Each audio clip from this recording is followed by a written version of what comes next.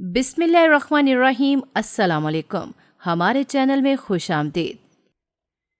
میں قسمت کی ماری ہوئی تھی، ہمیشہ ہی جسے محبت کی اسی نے مجھے چھوڑ دیا۔ یہاں تک کہ گھر والوں سے بھی مجھے کبھی بھی محبت نہیں ملی۔ اماں کو نہ جانے مجھ سے کیوں اتنی نفرت تھی، وہ تو میرے پاس بھی نہیں بھٹکتی تھیں۔ اور جہاں تک باقی بہن بھائیوں کا سوال تھا تو وہ میری خوبصورتی کی وجہ سے مجھ سے جلتے تھے، چونکہ میں اپنے خاندان میں سب سے زیادہ خوبصورت تھی اور اپنی بہنوں میں بھی بہت حسین تھی۔ اسی وجہ سے میری بہنیں مجھ سے جلتی تھیں۔ اماں میرے لیے کوئی بھی جوڑا لاتی تو میری بہنیں اس پر لڑائی کرنا شروع کر دیتی اور میرے حصے کا جوڑا لے لیتی۔ بلا شبہ مجھ پر ہر جوڑا جچتا جاتا تھا۔ میں ان کا چھوڑا ہوا جوڑا پہنتی تو اس میں بھی حسین لگتی۔ پھر میری بہنوں نے ایک اور کام کرنا شروع کر دیا۔ اب وہ میرے کپڑے کینچی سے کاٹ کر خراب کر دیتی تھیں۔ میرا جو بھی خوبصورت لباس ہوتا تھا وہ اسے بیکار کر دیتی تھیں تاکہ میں یہ لباس نہ پہن سکوں اور نہ ہی میں پیاری لگ سکوں۔ اللہ تعالیٰ نے مجھے اس قدر خوبصورتی دی تھی کہ ہر دیکھنے والا مجھے دیکھتا ہی رہ جاتا تھا۔ یہاں تک کہ محلے کی عورتیں بھی میرے لیے مختلف لڑکوں کے رشتے لے کر آتی تھیں، جن میں سے بہت سارے رشتے ایسے تھے جو اچھے ہوتے تھے، لیکن اماں کو نہ جانے مجھ سے ایسی کون سی خار تھی کہ جو بھی اچھا رشتہ آتا اماں فوراً ہی انکار کر دیتی، جبکہ خراب رشتے کو میرے ابا کے سامنے رکھ دیتی اور ان سے پوچھنے لگتی کہ اس لڑکے کے بارے میں آپ کا کیا خیال ہے۔ پھر انہیں ابا سے بھی باتیں سننے کو ملتی تھیں اور دل ہی دل میں بھی اماں کو برا بھلا ہی کہتی تھی۔ چونکہ میں بہت دیندار اور سنجیدہ تھی اور اپنے کام سے کام رکھتی تھی، یہی وجہ تھی کہ اپنی بہنوں کے رویے کو بھی میں نظر انداز کر دیتی تھی، کیونکہ میں نہیں چاہتی تھی کہ میں ان کے ساتھ کسی بھی قسم کی بدتمیزی کروں یا میں انہیں کوئی ایسی بات کہوں جس کی وجہ سے ان کا دل دکھے۔ مجھے لوگوں کا دل دکھاتے ہوئے بہت خوف محسوس ہوتا تھا، کیونکہ میں اچھی طرح جانتی تھی کہ دل اللہ کا گھر ہوتا ہے، مگر لوگوں کو یہ سب کرتے ہوئے کبھی بھی مجھ پر رحم نہیں آیا تھا۔ وہ جان بوجھ کر میرا دل دکھاتے تھے اور ہمیشہ ہی مجھ سے ایسی ہی بات کرتے تھے جس سے مجھے تکلیف پہنچتی تھی۔ مجھے ان کی تعریفیں نہیں چاہیے تھیں، مجھے ان کی ستائش بھری نظریں نہیں چاہیے تھیں، مجھے صرف اور صرف ان کا اچھا رویہ چاہیے تھا جو لوگ میرے ساتھ رکھنے کے لیے راضی نہیں تھے۔ میری زندگی بہت مشکل سے گزر رہی تھی۔ پھر میری زندگی میں ایک بہت بڑی تبدیلی آئی جس کے بارے میں نے کبھی سوچا ہی نہیں تھا۔ معمول کی طرح گھر کا کام کر رہی تھی کہ اچانک ہی دروازے پر دستک ہوئی۔ جلدی سے دوپٹہ سیٹ کیا، دروازہ جا کر کھولا تو سامنے ہی ایک مولوی نما لڑکا کھڑا تھا۔ غور سے دیکھا تو وہ میرے محلے کا ہی ایک لڑکا تھا جو کہ 5 سال پہلے تبلیغ پر گیا تھا۔ اب وہ ایک بہت بڑا حافظ بن کر لوٹا تھا اور ایک بہت بڑا عامل بھی تھا۔ اس نے گردن جھکا کر مجھ سے کہا کہ میں تمہاری ماں سے ملنا چاہتا ہوں، میں نے ان سے ایک ضروری بات کرنی ہے۔ اس کی بات سن کر میں نے اسے بتایا کہ اماں اس وقت گھر پر موجود نہیں ہیں۔ اس نے بے صبری سے پوچھا کہ تمہاری ماں کب لوٹ کر آئے گی؟ میں نے کہا کہ مجھے کچھ پتہ نہیں ہے، کیونکہ اماں کے آنے جانے کے بارے میں مجھے علم نہیں ہوتا۔ وہ کب آتی ہیں کب جاتی ہیں یہ سب ان کی مرضی کے مطابق چلتا ہے۔ انہوں نے کبھی بھی ہمیں کچھ بھی بتانا ضروری نہیں سمجھا۔ اس بار اس نے حیرانگی سے گردن اٹھا کر میرے چہرے کی طرف دیکھا تھا، لیکن چونکہ میں نے اپنے چہرے پر نقاب کیا ہوا تھا اس لیے وہ صرف میری آنکھوں کو ہی دیکھ سکا تھا۔ مگر ایک لمحے کے لیے جب میری آنکھیں اس کی آنکھوں سے ملی تو میرا دل تیزی سے دھڑکا۔ یہ انسان مجھے شروع دن سے ہی بہت پسند تھا۔ اگر میں یہ کہتی کہ اس انسان پر میں اپنی جان دیتی تھی تو اس میں کچھ بھی غلط نہیں تھا۔ ہر انسان ہی اپنی زندگی میں کسی نہ کسی شخص سے محبت کرتا ہے۔ کچھ لوگ اپنی محبت کو ناپاک بنا دیتے ہیں، جبکہ کچھ لوگ اپنی محبت کو دل میں دبا لیتے ہیں اور پھر اس محبت کا معاملہ اللہ تعالیٰ کے سامنے پیش کرتے ہیں۔ تنہائیوں میں روتے ہیں، گڑ گڑاتے ہیں اور اپنی پسند کے لیے دعا کرتے ہیں۔ میری محبت بھی کچھ اس طرح کی تھی۔ میں بھی اللہ تعالیٰ کے سامنے ہی اپنی محبت کا معاملہ پیش کرتی تھی۔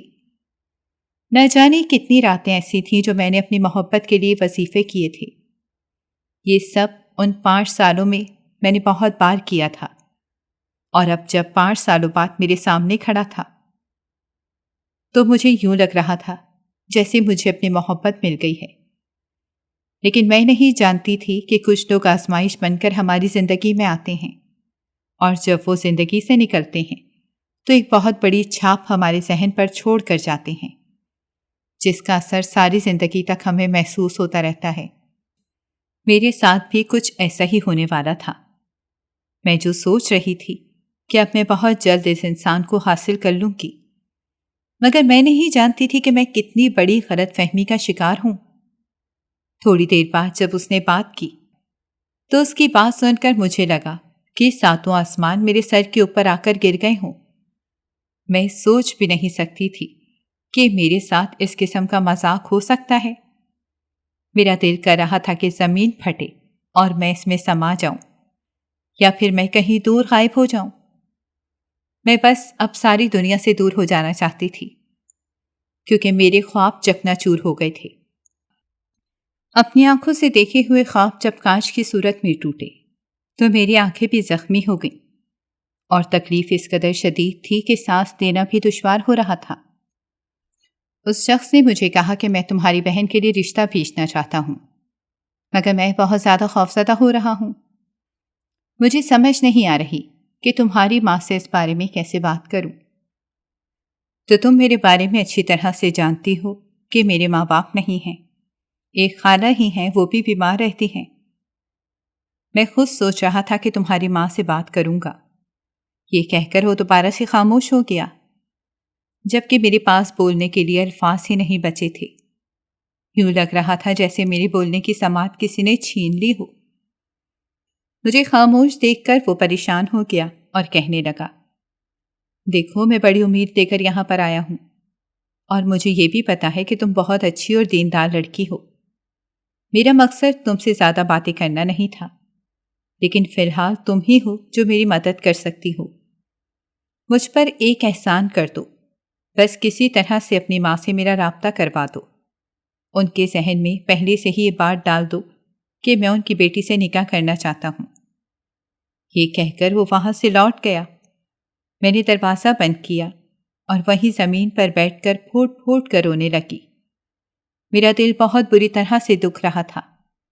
مجھے یوں لگ رہا تھا جیسے میرا سب کچھ ختم ہو گیا ہو۔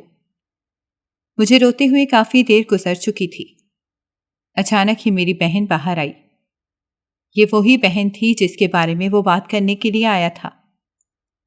مجھے اس طرح روتا دیکھ کر وہ پریشان ہو گئی اور میرے پاس آ کر کہنے لگی، کیا ہوا ہے تمہیں؟ اس طرح سے بیٹھی کیوں رو رہی ہو؟ اس کی بات سن کر میں نے انتہائی غصے سے اس کے چہرے کی طرف دیکھا۔ وہ گھبرا گئی اور کہنے لگی، میں نے کیا کر دیا ہے؟ مجھے کیوں غصے سے گھور رہی ہو؟ میں نے تیزی سے نفی میں سر ہلایا اور بھاگتی ہوئی اپنے کمرے میں چلی گئی۔ کمرے میں لیٹ کر نہ جانے میں کتنی دیر تک روتی رہی۔ اٹھی میں اس وقت جب مغرب کی اذان ہو رہی تھی۔ جلد ہی مجھے یہ احساس ہو گیا کہ کم از کم مجھے اپنے رب کو ناراض نہیں کرنا چاہیے۔ میں دوبارہ سے اپنے رب کے حضور کھڑی ہو گئی، مگر آج میں ٹوٹے دل کے ساتھ کھڑی تھی۔ میں نے پھر اس کو اللہ تعالیٰ کی مصلحت جانا اور اپنی محبت کو بھلانے کی کوشش کرنے لگی، لیکن اس محبت کو بھلانا بہت مشکل تھا، جس محبت کے لیے تہجد میں دعائیں مانگی ہوں۔ مگر میں یہ کام بھی کر رہی تھی اور اللہ تعالیٰ سے دعا کر رہی تھی کہ اللہ تعالیٰ مجھے اس سے بہتر صلہ دیں گے، مگر میں نہیں جانتی تھی کہ میری آزمائش ابھی شروع ہوئی ہے۔ ابھی تو بہت سی مشکلات ہیں جن کا میں نے سامنا کرنا ہے۔ سب سے پہلے تو میں نے اپنی بہن کی شادی کو اپنی آنکھوں سے ہوتا ہوا دیکھنا تھا۔ وہ پوری رات میں کمرے سے باہر نہیں نکلی، یہاں تک کہ کھانا کھانے کے لیے بھی باہر نہیں گئی۔ میری بھوک اور پیاس یکدم ہی مر گئی تھی۔ وہ پوری رات میں روتی رہی۔ اگلی صبح فجر کے وقت اٹھی تو دوبارہ سو نہیں سکی، کیونکہ دماغ پر صرف اور صرف سوگ طاری تھا، اور اس کیفیت سے نکلنے کے لیے مجھے کچھ وقت چاہیے تھا، یا پھر شاید مجھے اپنی ساری زندگی چاہیے تھی۔ میں اتنی کمزور ہو گئی تھی کہ میں اس شخص کے سامنے یہ بھی نہیں بول سکی کہ میری بہن تم سے محبت نہیں کرتی، بلکہ تم سے محبت تو میں کرتی ہوں۔ تمہارا انتظار تو میں نے کیا ہے۔ زندگی کے 5 سال میں نے تمہارے انتظار میں گزارے ہیں، اور اب جب تم میرے سامنے کھڑے ہو تو کسی اور کا ذکر کر رہے ہو۔ کچھ تو خدا کا خوف کرو۔ مگر یہ تمام باتیں میں اپنے دل میں ہی دبا گئی۔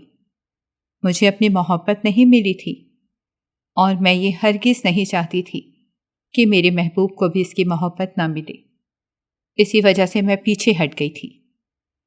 لیکن بعض اوقات پیچھے ہٹنا بھی نقصان دہ ہوتا ہے، مگر مجھے اس وقت ان باتوں کی سمجھ ہرگز نہیں تھی۔ مجھے صرف یہ پتا تھا کہ اب میں نے صبر کرنا ہے اور ایک لمبا سفر کرنا ہے۔ مجھے یقین تھا کہ اس صبر کا صلہ مجھے ضرور ملے گا، اور بہت جلد ملے گا۔ اگلی شام کا وقت تھا۔ میں معمول کے مطابق عصر کے وقت باہر نکلی، لیکن صحن میں بیٹھی ہوئی شخصیت کو دیکھ کر جلد ہی اپنی گردن جھکا دی اور اپنا چہرہ چھپا لیا۔ مجھے اس طرح سے کرتا دیکھ کر اماں برا سا منہ بنایا اور کہنے لگی، ارے اس سے پردہ کرنے کی کیا ضرورت ہے؟ یہ تو اپنے ہی گھر کا بندہ ہے۔ اب یہ بہت جلد تمہارا بہنوئی بننے والا ہے۔ اماں کی بات سن کر میرا دل دوبارہ سے خون کے آنسو رونے لگا۔ میں نے بامشکل اپنے چہرے پر مسکراہٹ سجائی اور اس کی خالہ کو سلام کر کے دوبارہ سے وضو کرنے کے لیے چلی گئی۔ اس وقت میرے چہرے سے دوپٹہ ہٹا ہوا تھا۔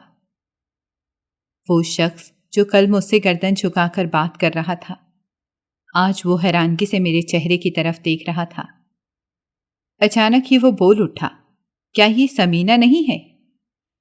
دراصل سمینہ میری چھوٹی بہن کا نام تھا، جس کے رشتے کے لیے وہ آیا تھا۔ اس کی بات سن کر میں اپنی جگہ پر ہی ٹھہر گئی۔ میں نے گردن موڑ کر اس شخص کی طرف دیکھا۔ مجھے اس کی ذہنی حالت پر شک ہونے لگا تھا۔ مجھے لگ رہا تھا یا تو جان بوجھ کر مجھے تکلیف دے رہا ہے یا پھر یہ لا علمی کا مظاہرہ کر رہا ہے۔ حافظ کی بات سن کر اماں کہنے لگی، ارے نہیں، یہ تو میری سب سے بڑی بیٹی ہے۔ اب کی بار میں شکایتی نظروں سے اس انسان کی طرف دیکھ رہی تھی جو مجھے سمینہ سمجھ رہا تھا۔ میرے دل میں اس وقت ایک خوش فہمی بھی جاگی کہ ہو سکتا ہے کہ اب یہ مجھ سے شادی کرنے کے لیے راضی ہو جائے۔ اس کی خالہ نے کہا کہ ہم تو اس کو سمینہ سمجھ رہے تھے اور ہم اسی کا رشتہ ہی لینے کے لیے آئے تھے۔ میرے دل میں یکدم ہی سکون کی لہر دوڑ گئی، مگر میں یہ نہیں جانتی تھی کہ یہ فیصلہ کرنے والی میں نہیں ہوں، اور نہ ہی یہ فیصلے کوئی اور کرنے والا ہے، بلکہ یہ تو فیصلے اوپر والا کرنے والا ہے اور پہلے سے ہی طے شدہ ہیں۔ اس کی بات سن کر اماں تیزی سے اپنی جگہ سے اٹھ کھڑی ہوئی اور کہنے لگی، کہ تم لوگوں نے کیا تماشا بنایا ہوا ہے؟ تم میری چھوٹی بیٹی کا رشتہ لے کر آئے تھے، اور اب جب تم نے میری بڑی بیٹی کو دیکھا تو اس پر عاشق ہو گئے۔ حافظ نے اپنی گردن جھکا دی اور نہایت ہی عاجزی سے اس سے کہنے لگا، خالہ جان، ہمیں یہی لگا تھا کہ یہ دوسرے نمبر والی بیٹی ہے۔ نہ جانے مجھے محلے کی کس عورت نے بتایا تھا۔ میں نے بھی ایک بار صرف اس کی جھلک ہی دیکھی تھی، اور ایک ہی جھلک میں مجھے بہت پسند آ گئی تھی، اور میں نے اسی وقت ہی فیصلہ کر لیا تھا کہ جب بھی کسی مقام پر پہنچوں گا تو اس عورت سے نکاح کروں گا۔ مگر میں نہیں جانتا تھا کہ میں آپ کو ایک بہت بڑی غلط فہمی میں مبتلا کر دوں گا۔ اس کی بات سن کر امی نے غصے سے کہا، مجھے کسی بھی قسم کی غلط فہمی نہیں ہوئی۔ تم لوگ میری چھوٹی بیٹی کا رشتہ لینے کے لیے آئے تھے، اور اب تم لوگ میری چھوٹی بیٹی سے ہی شادی کرو گے۔ وہ بیچاری اپنے دل میں ارمان سجا کر بیٹھی ہوئی ہے، اور اب تم لوگ یہ ساری باتیں کہہ کر اس کا دل خراب کر رہے ہو۔ میں بالکل بھی تم لوگوں کو اس بات کی اجازت نہیں دیتی کہ تم میری بیٹی کے معصوم دل کے ساتھ کھیلو۔ اور اسی وقت ہی مجھے پتہ چل گیا کہ سب کچھ ختم ہو گیا ہے۔ اب نہ تو کوئی دعا کام آ سکتی ہے اور نہ ہی کوئی تدبیر۔ خالہ جلدی سے کہنے لگی، ارے تم تو ناراض ہی ہو گئی ہو۔ میرا مقصد تمہیں ہرگز بھی ناراض کرنا نہیں تھا، اور جہاں تک تمہاری بیٹیوں کا سوال ہے تو تمہاری ساری بیٹیاں ہی بہت اچھی ہیں۔ مجھے خوشی ہوگی کہ میں اگر تمہاری کسی بھی بیٹی کا رشتہ مانگ لیتی ہوں تو حافظ نے بے یقینی سے اپنی خالہ کی طرف دیکھا۔ کبھی وہ میری طرف دیکھتا اور کبھی خالہ کی طرف دیکھتا۔ مجھے بھی اس کی ذہنی کیفیت اپنے جیسی ہی لگ رہی تھی۔ اس کے چہرے پر تکلیف کے تاثرات نمودار ہو گئے۔ اس نے میری ماں سے اجازت چاہی اور تیزی سے وہاں سے نکل گیا۔ جاتے جاتے وہ میری طرف دیکھنا نہیں بھولا تھا، جبکہ میں نے گہری سانس لی۔ اگر کل وہ میری طرف ذرا بھی غور کر لیتا، یا پھر اگر کل میں نے اپنے چہرے سے نقاب ہٹایا ہوتا تو شاید اتنی بڑی غلط فہمی نہ ہوتی۔ مگر ہائے نصیب، نصیبوں سے کون لڑ سکتا ہے؟ میں بھی نصیبوں کی ہاری ہوئی ایک لڑکی تھی، مگر اس کے باوجود بھی مجھے اللہ تعالیٰ کی رحمت پر یقین تھا۔ مجھے یقین تھا کہ میرا نصیب بہت ہی اچھا ہوگا۔ دن تیزی سے گزرتے جا رہے تھے۔ جیسے جیسے ان کی شادی کا دن قریب آ رہا تھا، ویسے ویسے میری بے چینی میں بھی اضافہ ہوتا چلا جا رہا تھا۔ اب میں بہت خاموش رہنے لگی تھی۔ ضرورت کے علاوہ کسی بھی شخص سے کسی قسم کی کوئی بات نہیں کرتی تھی۔ یہاں تک کہ اب تو میں نے اپنے کمرے سے نکلنا بھی چھوڑ دیا تھا۔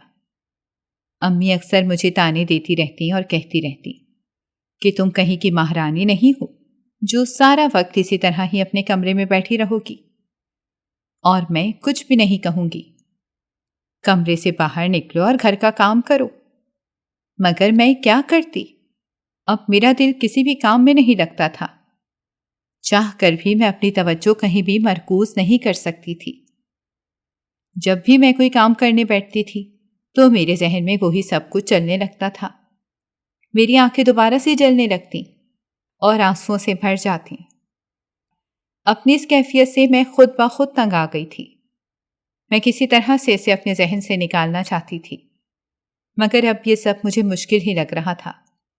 اس کے نکاح کا دن بھی قریب آ گیا، چونکہ ایک حافظ صاحب بہت بڑا عامل بن گیا تھا اور بہت بڑی بڑی جگہوں پر جا کر تقاریر کرتا تھا۔ اسی وجہ سے اس کا ایک نام ہو گیا تھا۔ اکثر تو اس کی تقاریر ٹی وی پر بھی سنائی جاتی تھیں۔ میں بہت ہی غور سے اس کی تمام تقریریں سنتی تھی۔ میری بہن جب مجھے تقریر سنتے ہوئے دیکھتی تو مجھ پر طنز کرتی اور مجھے کہتی، تمہیں پتہ ہے کہ میں اچھی طرح سے جانتی تھی کہ تم اس شخص سے محبت کرتی ہو اور تم اس شخص کو حاصل کرنا چاہتی ہو۔ میں نے اسی وجہ سے ہی اس شخص سے شادی کی حامی بھری ہے، کیونکہ میں تمہارے چہرے پر تکلیف دیکھنا چاہتی تھی۔ تمہیں نہیں پتا کہ تم نے ساری زندگی مجھے کتنی تکلیفیں پہنچائی ہیں، اور اب میرا بدلہ لینے کا وقت آ گیا ہے۔ اس نے بات بہت ہی بے رحمی سے کہی تھی۔ میں نے بے یقینی سے اس کے چہرے کی طرف دیکھا۔ میں اسے پوچھنا چاہتی تھی، آخر میں نے تمہارے ساتھ ایسا کون سا ظلم کر دیا ہے جو تم نے میرے ساتھ اتنا بڑا کھیل کھیلا؟ مگر میں اسے پوچھ نہ سکی۔ اس دن بھی میں روتے ہوئے اپنے کمرے میں چلی آئی، جبکہ اپنے پیچھے مجھے اپنی بہن کے ہنسنے کی آواز سنائی تھی۔ وہ مجھے نفسیاتی مریضہ لگ رہی تھی۔ مجھے پتا تھا کہ وہ بے سکونی میں ہے، کیونکہ اسے اس طرح کے لوگ ہرگز بھی پسند نہیں تھے۔ اسے شروع سے ہی ماڈرن لڑکے اچھے لگتے تھے۔ وہ یہ شادی صرف اور صرف مجھے تکلیف دینے کے لیے کر رہی تھی، مگر وہ نہیں جانتی تھی کہ مجھ سے بھی زیادہ تکلیف اسے ہوگی جب وہ ایک انچاہے انسان کے ساتھ اپنی زندگی گزارے گی۔ نہ جانے کیوں مجھے لگ رہا تھا کہ ان کا رشتہ زیادہ عرصے تک نہیں چل سکے گا۔ ایک عورت کی ضد کی وجہ سے 3 لوگوں کی زندگیاں خراب ہو رہی تھیں، لیکن میری ماں کو کچھ بھی نظر نہیں آ رہا تھا۔ میری ماں بھی صرف اور صرف مجھے ہی توڑنا چاہتی تھی، اور وہ اس میں کامیاب بھی ہو گئی تھی۔ خیر، میں نے اب فیصلہ کیا تھا کہ دوبارہ ان کے سامنے کبھی بھی نہیں روں گی اور نہ ہی ان کے سامنے کمزور پڑوں گی، بلکہ اپنی ہمت جمع کر کے رکھوں گی اور حالات کا مقابلہ کروں گی، چاہے حالات کتنے ہی سخت کیوں نہ ہو جائیں۔ اب کبھی بھی آنسو نہیں بہاؤں گی۔ مگر یہ فیصلہ زیادہ عرصے تک نہیں قائم رہ سکا، کیونکہ جس دن میری بہن کا نکاح تھا اس دن سب سے زیادہ میں نے آنسو بہائے تھے۔ یہ آنسو اس وجہ سے نہیں تھے کہ میں اپنی بہن کے رخصت ہو جانے کی وجہ سے غمگین ہو رہی تھی، بلکہ اس وجہ سے تھے کہ میں اپنی آنکھوں کے سامنے اپنی محبت کو کسی اور کا ہوتا ہوا دیکھ رہی تھی۔ گاؤں کی لڑکیاں جب مجھے روتا ہوا دیکھتی تھیں تو کہتی، ارے دیکھو یہ اپنی بہن سے کتنی محبت کرتی تھی، کیسے اس کی جدائی سے پریشان کر رہی ہے۔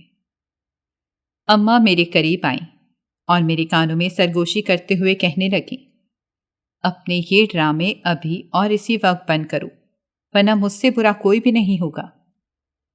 میں نے جلدی سے اپنے آنسو صاف کیے اور خاموشی سے اپنے کمرے میں چلی آئی۔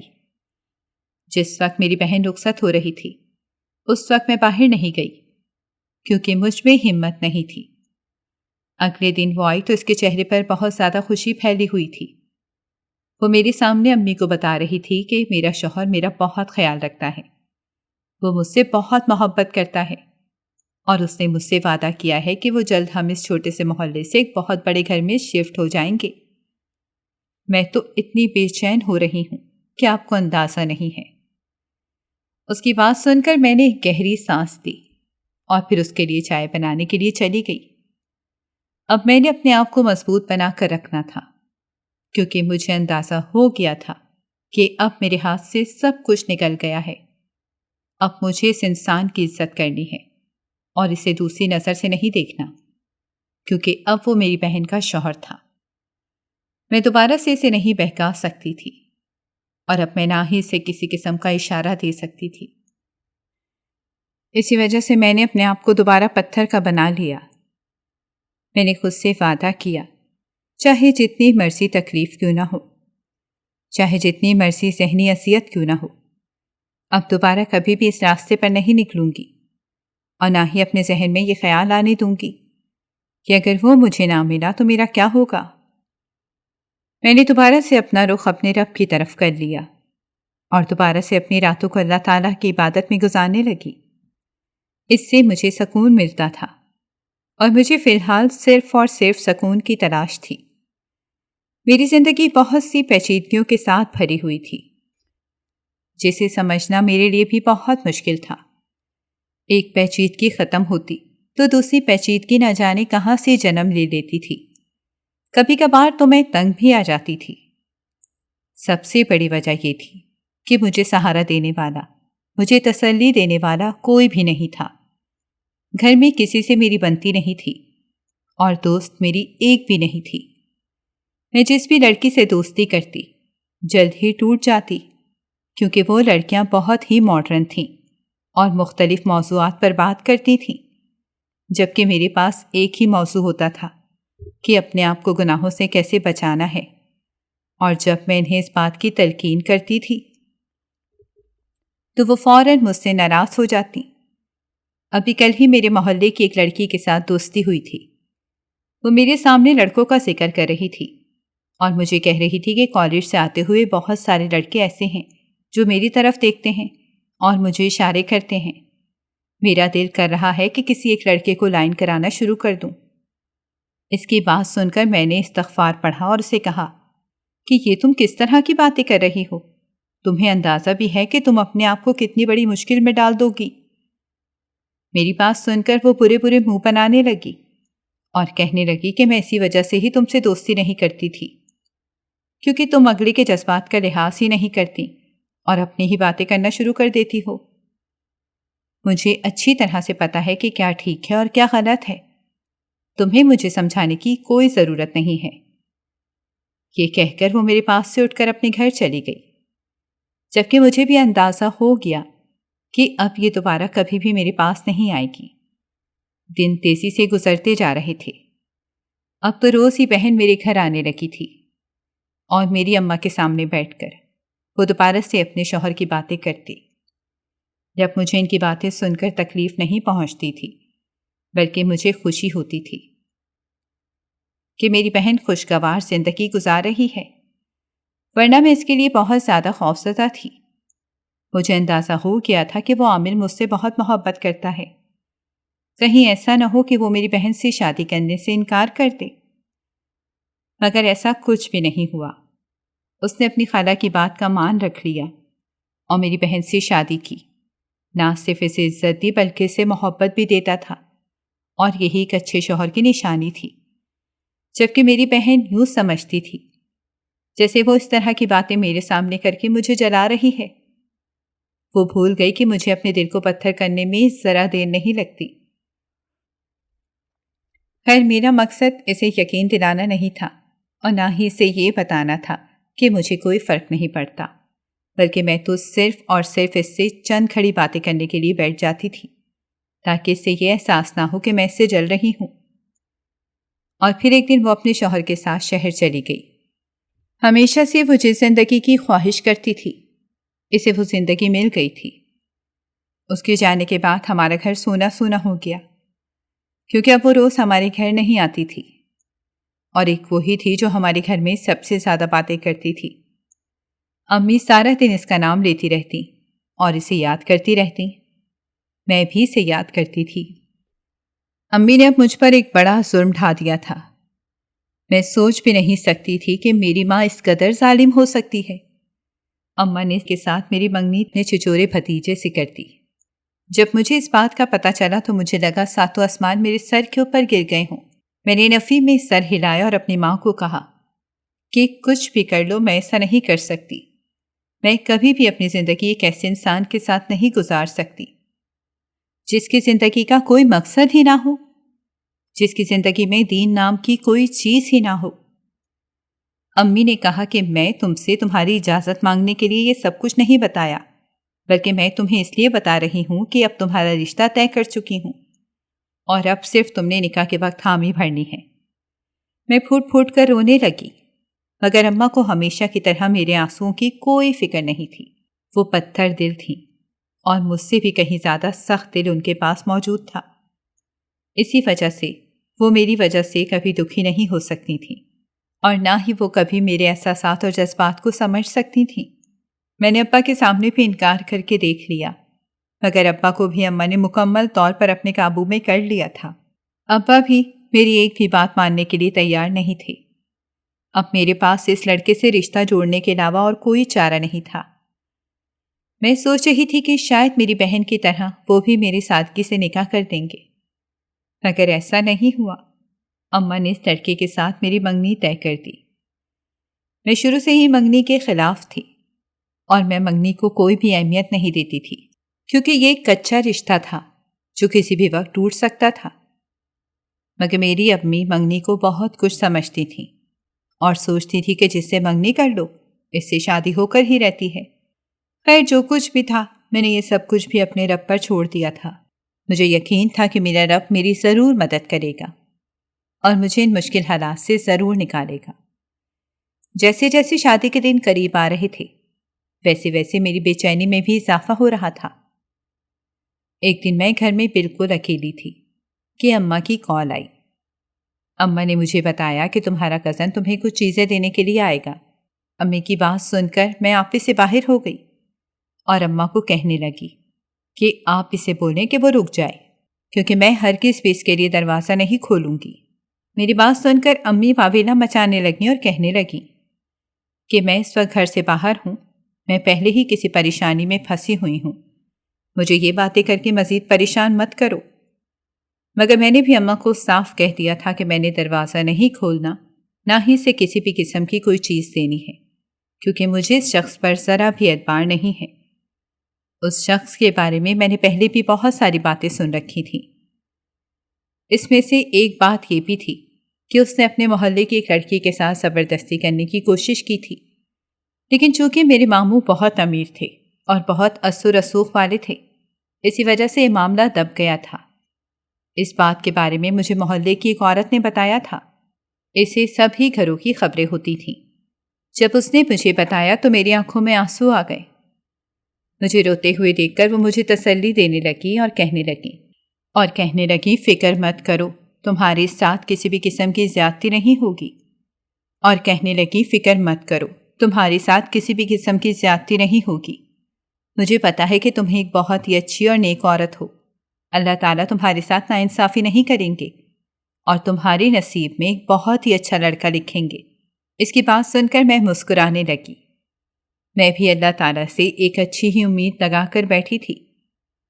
اب میری دعاؤں میں ایک دعا کا اضافہ ہو گیا تھا، اور وہ یہ تھی کہ اللہ تعالیٰ میرے ہونے والے شوہر کو ہدایت دے اور اسے دین اسلام پر چلنے کی توفیق عطا فرمائے۔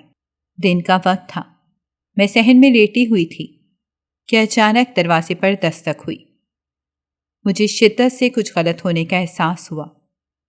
مجھے اندازہ ہو گیا تھا کہ وہ میرا کزن ہی ہوگا۔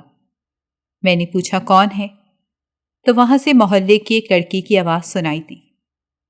اس کی آواز سن کر میں نے تیزی سے دروازہ کھول دیا، مگر میں نے دیکھا کہ سامنے اس لڑکی کے ساتھ میرا کزن بھی کھڑا تھا، جو اس وقت عجیب و غریب نظروں سے میرے چہرے کی طرف دیکھ رہا تھا۔ اس کی نظریں مجھے اپنے جسم پر سے ہوتی ہوئی محسوس ہو رہی تھیں۔ مجھے اس سے گھن محسوس ہونے لگی۔ اس سے پہلے میں دروازہ بند کرتی، اس نے دروازے میں اپنا پاؤں رکھ لیا۔ میں چاہ کر بھی دروازہ نہیں بند کر پا رہی تھی، کیونکہ اس کی جسم میں اچھی خاصی جان تھی۔ قریب کھڑی لڑکی سے وہ کہنے لگا، چلو جانے من، اب تم یہاں سے چلی جاؤ، اب باقی سب میں سنبھالوں گا۔ اس کے منہ سے ایک پرائی لڑکی کے لیے اس طرح کے الفاظ سن کر میرا دل تیزی سے دھڑکنے لگا۔ میری آنکھوں میں آنسو آ گئے۔ میں سوچ بھی نہیں سکتی تھی کہ وہ کبھی میرے سامنے کسی اور لڑکی کے ساتھ اس طرح سے مخاطب ہو سکتا ہے۔ وہ میری سوچ سے بھی زیادہ گھٹیا انسان تھا۔ میرے لاکھ منع کرنے کے باوجود بھی وہ زبردستی میرے گھر کے اندر داخل ہو گیا، مگر میں نے واپس دروازہ بند نہیں کیا تھا، کیونکہ مجھے اس کی نیت پر شک تھا، اور میں جانتی تھی کہ یہ ایک انتہائی بے غیرت انسان ہے، اور اسے کسی چیز سے بھی خوف نہیں ہے، اور یہ کچھ بھی کرنے کی صلاحیت رکھتا ہے۔ تھوڑی ہی دیر بعد وہ صحن میں گھومنے لگا اور پورے گھر کو دیکھنے لگا۔ اس نے مجھ سے پوچھا کہ گھر میں اس وقت کون کون ہے؟ میں نے گردن جھکا دی اور اسے کہا کہ کوئی بھی نہیں ہے۔ وہ پھر تو میرا کام آسان ہو گیا، پھر تو میں آسانی سے اپنا کام کر کے یہاں سے نکل جاؤں گا۔ میں نے سوالیہ نظروں سے اس کے چہرے کی طرف دیکھا اور اس سے پوچھا، تم کس کام کی بات کر رہے ہو؟ اماں نے تو کہا تھا کہ تم کچھ چیزیں لینے آئے ہو۔ میری بات سن کر وہ کھلکھلا کر ہنسنے لگا اور کہنے لگا، تم سچ میں بے وقوف ہو یا جان بوجھ کر بے وقوف بنتی ہو؟ تمہیں کیا لگتا ہے کہ تمہیں تنہا گھر میں پا کر میں تم سے چیزیں لینے کے لیے آیا تھا؟ ایسا کچھ بھی نہیں ہے، بلکہ میں تو تم سے کچھ اور ہی لینے کے لیے آیا تھا۔ یہ کہہ کر وہ پراسرار انداز میں مسکرانے لگا۔ اس کی یہ مسکراہٹ مجھے اس قدر شدید زہر لگ رہی تھی۔ میں نے اس سے کہا کہ ابھی اور اسی وقت میری نظروں کے سامنے سے دور ہو جاؤ۔ اب کہ اس نے غصے سے میری طرف دیکھا اور میری طرف بڑھا۔ اس سے پہلے میرے ساتھ کسی بھی قسم کی زبردستی کرتا، میں اونچی اونچی آواز میں چلانے لگی۔ اسی وقت ہی محلے کی ایک عورت میرے گھر کے اندر داخل ہو گئی، چونکہ میں نے دروازہ کھولا چھوڑ دیا تھا، اسی وجہ سے وہ آسانی سے اندر چلی آئی تھیں۔ اس نے میرے کزن کو وہاں پر دیکھا اور مجھے چلاتے ہوئے پایا تو اس نے محلے کے باقی لوگوں کو بھی جمع کر دیا۔ یوں میں سب میں بدنام ہو گئی، مگر مجھے دکھ نہیں تھا، کیونکہ میری عزت محفوظ رہ گئی تھی۔ وہ لڑکا مجھے باتیں سناتا ہوا وہاں سے چلا گیا اور اس نے مجھے دھمکی دی کہ وہ دوبارہ لوٹ کر ضرور آئے گا، مگر میں جانتی تھی کہ یہ صرف اور صرف باتیں ہی ہیں۔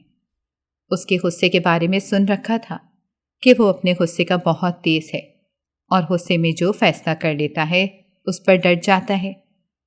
گھر جا کر اس نے غصے سے اس منگنی سے انکار کر دیا۔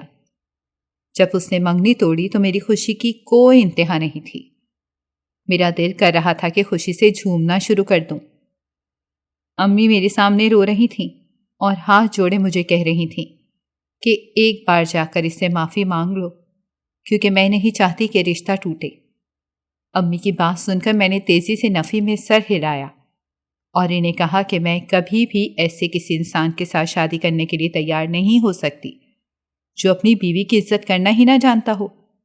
شادی سے پہلے وہ میرے ساتھ اس طرح کا سلوک کر رہا تھا، کیا پتہ کہ شادی کی رات وہ اپنا مطلب پورا کر کے مجھے طلاق دے دے، تب میں کیا کروں گی؟ تب میں کہاں جاؤں گی؟ آپ کے بارے میں تو مجھے اچھی طرح سے پتہ چل گیا ہے کہ آپ کس قدر مطلبی عورت ہیں۔ نہ تو پہلے کبھی آپ نے میرا ساتھ دیا اور نہ ہی بعد میں آپ میرا ساتھ دیں گی۔ اسی وجہ سے میں ہرگز بھی اس شخص کے ساتھ شادی نہیں کروں گی۔ میں نے دو ٹوک انداز میں امی سے بات کہی۔ میری بات سن کر امی کا منہ حیرت سے کھلا کا کھلا رہ گیا۔ انہوں نے میرا ہاتھ پکڑا اور مجھے کمرے میں لے کر گئیں۔ وہاں پر انہوں نے مجھے ایک چادر پکڑائی اور مجھے کہا کہ ذرا باہر سے کچھ چیزیں تو لے کر آ جاؤ۔ میں نے حیرانگی سے ان کے چہرے کی طرف دیکھا۔ وہ اس وقت سنجیدگی سے میری طرف دیکھ رہی تھیں انہوں نے دوبارہ اپنی بات دہرائی اور مجھے کہنے لگیں، میں نے تمہیں کہا ہے کہ باہر سے کچھ چیزیں لے کر آؤ۔ میں نے کہا کہ آپ مجھے ہی کیوں کہہ رہی ہیں؟ گھر میں چھوٹی بہنیں بھی موجود ہیں، آپ انہیں کیوں نہیں کہتی؟ جب تم باہر نکلو گی تب تمہیں اس بات کا اندازہ ہو جائے گا۔ یہ کہہ کر امی نے مجھے باہر کی طرف دھکیل دیا۔ میں بھی اپنی گلی سے نکلی ہی تھی، مجھے ایک عورت کی آواز سنائی دینے لگی، ارے یہ وہی لڑکی ہے نا جس کے ساتھ زبردستی کرنے کی کوشش کی گئی تھی؟ مجھے تو لگ رہا ہے کہ شاید اس کے ساتھ زبردستی ہو چکی ہے، اسی وجہ سے تو دیکھو اس نے کس طرح خود کو چادر میں لپیٹا ہوا ہے اور کس طرح سے چل رہی ہے۔ اس عورت کی باتیں سن کر میں نے بے یقینی سے اس کی طرف پلٹ کر دیکھا۔ مجھے اپنی طرف دیکھتا پا کر وہ جلدی سے خاموش ہو گئی اور سائڈ سے ہو کر نکل گئی۔ صرف وہ ہی نہیں بلکہ محلے کی بہت ساری عورتیں تھیں جو مجھے دیکھ کر عجیب و غریب باتیں کر رہی تھیں۔ ان کی باتیں سن کر مجھے تکلیف پہنچ رہی تھی، مگر میں خاموش رہنے کے علاوہ کچھ بھی نہیں کر سکتی تھی۔ جیسے ہی میں گھر کے اندر داخل ہوئی، میں پھوٹ پھوٹ کر رونے لگی۔ امی میرے قریب آ گئیں، انہوں نے مجھے گلے سے لگا لیا۔ زندگی میں پہلی بار انہوں نے مجھے اپنے سینے سے لگایا تھا۔ مجھے سمجھ نہیں آ رہی تھی کہ میں اس بات پر خوشی مناؤں یا اپنے اوپر بیتنے والے حادثے کی وجہ سے غم مناؤں۔ اماں مجھے کہنے لگی، بس اسی وجہ سے ہی میں چاہتی تھی کہ تمہاری اس شخص سے شادی ہو جائے، مگر اب میں نے اس کے منہ سے جو باتیں سنی ہیں وہ سن کر مجھے اندازہ ہو رہا ہے کہ وہ انسان اس لائق ہی نہیں ہے کہ تم اسے میسر آؤ۔ اماں ابا میرے لیے جلد از جلد رشتہ ڈھونڈنے لگے تھے تاکہ وہ اس ہونے والی بدنامی کو ختم کر سکیں، اور پھر کچھ ہی دنوں بعد میرے لیے ایک بہت ہی اچھے گھر سے رشتہ آ گیا۔ لڑکے والوں نے صرف ایک ہی ڈیمانڈ کی تھی کہ ہمیں صرف اور صرف 2 دن تک لڑکی نکاح میں چاہیے۔ ان کی بات سن کر اماں کے ہاتھ پاؤں پھول گئے۔ میں خود حیران ہو گئی تھی۔ 2 دن کے بعد میرا نکاح ہوا۔ میں عروسی لباس میں بیٹھی اپنے شوہر کا انتظار کر رہی تھی۔ تھوڑی ہی دیر بعد وہ کمرے میں آیا۔ اس نے مجھ سے جو بات کی، اس کی بات سن کر مجھے لگا کہ 7 آسمان میرے سر کے اوپر آ کر گر گئے ہوں۔ اس نے مجھے کہا کہ تم وہی لڑکی ہو نا جس نے میرے دوست کو بدنام کیا تھا۔ میں نے بے یقینی سے اس کے چہرے کی طرف دیکھا۔ مجھے اندازہ ہو گیا تھا کہ یہ میرے ماموں کے بیٹے کا ہی دوست ہے اور اس نے یہ شادی صرف اور صرف بدلہ لینے کے لیے کی ہے۔ اس نے مجھے کہا کہ میں ابھی اور اسی وقت تمہیں طلاق دیتا ہوں، اور یوں اس نے طلاق میرے منہ پر مار دی، اور پھر وہ عجیب و غریب انداز میں کہنے لگا، اب تم اسی طرح ہی میرے ساتھ رہو گی اور یہی تمہاری سزا ہوگی۔ وہ بھول گیا تھا کہ میں کمزور نہیں بلکہ ایک مضبوط لڑکی ہوں۔ میں نے اسے دھکا دیا اور تیزی سے گھر سے باہر نکل گئی، اور پھر واویلا مچا کر سب لوگوں کو اکٹھا کیا اور انہیں اپنے شوہر کی حقیقت کے بارے میں بتا دیا۔ تمام ہی بیزار چہرہ لیے میری طرف دیکھ رہے تھے۔ اچانک ہی میری ساس کہنے لگی، مجھے پہلے ہی یہ لڑکی پسند نہیں تھی، اس کو اس کے گھر واپس چھوڑاؤ۔ رات کے وقت جب میں بے حال اپنے گھر میں داخل ہوئی تو اماں حیران رہ گئیں۔ میں نے انہیں اپنے اوپر بیتنے والے حادثے کے بارے میں بتا دیا۔ امی اپنا سینہ پیٹنے لگیں اور کہنے لگیں، تم کتنی بدبخت ہو، تمہارے نصیب کتنے خراب ہیں، آخر ایسا کیوں ہے؟ یہ کہہ کر انہوں نے مجھے سینے سے لگا لیا۔ میری نظر پیچھے بیٹھے اپنے بہنوئی پر پڑی۔ اس وقت مجھ پر ایک اور راز آشکار ہوا کہ میری بہن شہر جا کر بہت بگڑ گئی تھی، اور اس نے وہاں جا کر ایک لڑکے سے عشق لڑا دیا اور اپنے شوہر سے طلاق لے کر اس لڑکے سے شادی کر لی۔ میں نے ایک گہری سانس لی۔ میں اپنے آپ کو پرسکون کرنے کی کوشش کر رہی تھی، مگر میرا دل بہت بری طرح سے دکھا ہوا تھا۔ اسی وقت اماں نے ایک اور فیصلہ کیا اور کہا کہ میں تم دونوں کا نکاح کرنے والی ہوں، اور پھر تھوڑے ہی عرصے بعد اماں نے میرا اپنے محبوب کے ساتھ نکاح کروا لیا۔ اب میں اس کے ساتھ بہت ہی پرسکون زندگی گزار رہی ہوں۔ یقیناً یہ فیصلہ میرے حق میں بہت بہتر ثابت ہوا تھا۔ بلا شبہ وہ شخص میرے نصیب میں لکھا ہوا تھا، لیکن اسے پانے کے لیے مجھے بہت سی مشکلات سے گزرنا پڑا۔ آپ سب کو میری زندگی کی یہ کہانی کیسی لگی؟ اپنی رائے سے ضرور آگاہ کیجیے گا۔ ناظرین، اگر آپ کو ہماری کہانی اچھی لگی ہے تو ویڈیو کو لائک کریں، شیئر کریں اور ہمارے چینل کو سبسکرائب کریں۔ اگلی ویڈیو تک اجازت دیں۔ اللہ حافظ۔